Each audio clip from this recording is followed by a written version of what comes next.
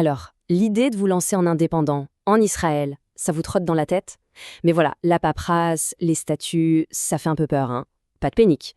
Aujourd'hui, on va décortiquer ensemble un statut qui pourrait bien vous simplifier la vie, l'Osek Patour. Vous allez voir, c'est bien plus simple que ça en a l'air. Allez, on y va. Et oui, cette question, énormément de monde se la pose. L'envie de créer son propre business ici, elle est bien là. Mais tout de suite, les doutes arrivent. Quel statut choisir? Comment ça se passe pour les impôts? Est-ce qu'on va y comprendre quelque chose? C'est normal de se poser toutes ces questions. La bonne nouvelle, c'est qu'il y a des réponses claires. Et la toute première bonne nouvelle, la voilà. Il existe une voie plus simple, une sorte de mode facile, si on veut, pour démarrer son activité sans se noyer tout de suite dans la complexité administrative. C'est une porte d'entrée pensée justement pour ceux qui se lancent. Bon, alors, concrètement, être freelance en Israël, c'est simple ou pas? Dans cette première partie, on va justement explorer ce fameux régime simplifié et vous allez voir, pour ceux qui connaissent un peu le système français, ça va certainement leur rappeler quelque chose. Allez, on attaque le cœur du sujet. Ce fameux Osek Patour. On entend ce mot partout, mais qu'est-ce que ça veut dire au juste? On va définir ça simplement pour que tout soit limpide. Voilà, en gros, ce qu'il faut retenir.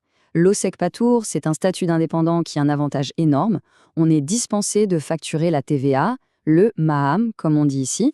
Ça veut dire des factures plus simples à faire et, potentiellement, des tarifs plus attractifs pour les clients. Mais attention, il y a une condition, ne pas dépasser un certain plafond de chiffre d'affaires chaque année. C'est un vrai coup de pouce pour démarrer, mais avec des règles du jeu bien précises. Et voilà l'analogie qui va tout éclairer. Pour ceux qui viennent de France ou qui connaissent le système, c'est très simple. L'Osek Patour, c'est notre auto-entrepreneur ou micro-entreprise. C'est exactement le même esprit. Une compta allégée, moins de paperasse au début, bref, un cadre idéal pour se lancer sans trop de stress. Bon, ça a l'air super sur le papier, mais comme pour tout, ce n'est pas magique. Il y a des avantages, bien sûr, mais aussi des limites à connaître. C'est super important de bien peser le pour et le contre avant de décider si c'est vraiment la bonne solution pour son projet. Du côté des avantages, c'est clair, la simplicité administrative, ça n'a pas de prix. Ça évite pas mal de maux de tête. On est totalement libre de s'organiser comme on veut, et surtout, ne pas facturer la TVA, ça allège vraiment les choses au démarrage. Mais de l'autre côté, attention.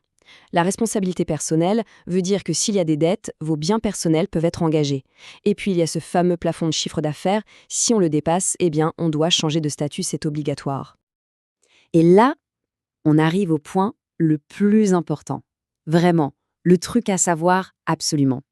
On pourrait croire que ce statut hyper simple est ouvert à tout le monde. Eh bien non, pas du tout. Il y a une règle d'or, une règle cruciale qui change tout. Et la voici, cette règle. Toute une liste de professions sont tout simplement exclues de ce statut. Pour elles, il n'y a pas le choix.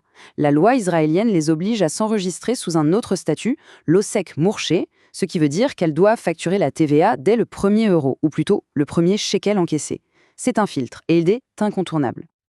Alors qui sont ces fameux exclus? On commence avec une bonne partie des professions libérales. Pensez par exemple aux architectes, ingénieurs, avocats, médecins, experts comptables, toute cette famille de métiers. Si votre profession est dans cette liste, eh bien l'Osek Patour n'est malheureusement pas une option pour vous. On continue avec une deuxième catégorie, les métiers liés au savoir, à l'enseignement et à l'écriture. La règle est exactement la même pour les enseignants, les professeurs, les correcteurs d'examen et même les auteurs. Pour toutes ces activités, c'est direct la case, Osek Mourché. Et enfin, pour compléter le tableau, une dernière liste un peu plus variée. On y trouve des métiers comme agent immobilier, directeur d'auto-école ou même de jardin d'enfants, et jusqu'aux concessionnaires automobiles. La liste peut surprendre, mais elle est tout aussi stricte. Ok, maintenant qu'on a vu tout ça, et surtout cette fameuse liste d'exclusion, il est temps de faire le point. Comment on s'y retrouve? Concrètement, pour son propre projet, on fait quoi? Quelle direction prendre?